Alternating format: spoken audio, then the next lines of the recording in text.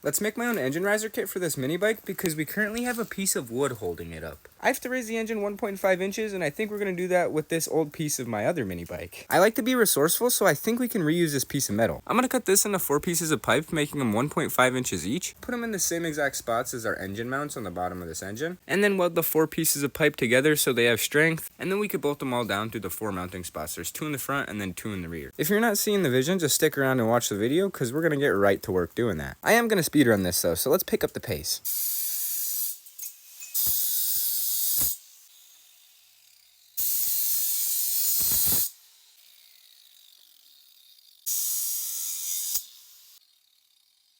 So here's our engine risers. I'm gonna magically turn them into actually something usable. So I'll get back to you guys in a second. And boom, that was not a second, that was like 20 minutes. Now that these are all the same length, we can actually go ahead and mock it up on our mini bike. You know, instead of actually having a piece of wood under there. So we got the mini bike on the ground and it's upside down. I'm gonna go ahead and put the bottom of our risers on our engine mounting spots. And just like this, I'm gonna connect them all with some metal plate. This metal shovel is the perfect plate. I cut it up and we're actually gonna use this. It's not too thin and it's not too thick. It is kind of thin, but it's gonna work exactly what I wanna use it for. So let's go ahead and clean these up and let's get them welded around. That way this is all like one piece and it'll be a little bit of support too, so that's nice. And here we go, we got our pieces cleaned up, and I can't believe these were a part of a shovel. Now we're going to take these pieces and we're going to weld like a cage around these 4 mounts that I made, and I'll get back to you guys after I do that. So boom, here we go, here's our cage. This thing looks absolutely terrible because those beams are not straight at all. One was at an angle, so I tried to put the other one at an angle, and now it just looks goofy, but we're keeping it how it is. We're just going to send it. The actual mounting spots themselves are still straight, it just doesn't look straight.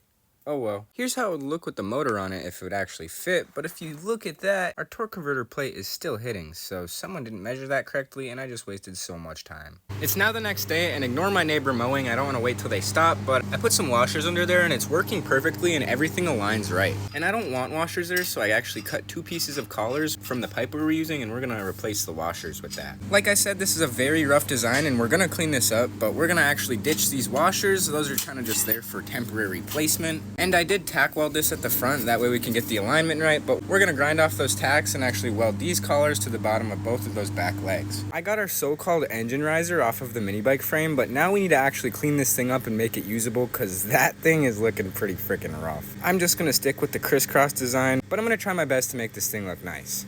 Here's my best attempt. It doesn't even look any different, but we did complete all the welds on all these pieces, so let's go ahead and slap it back in the engine and let's see if it still aligns right.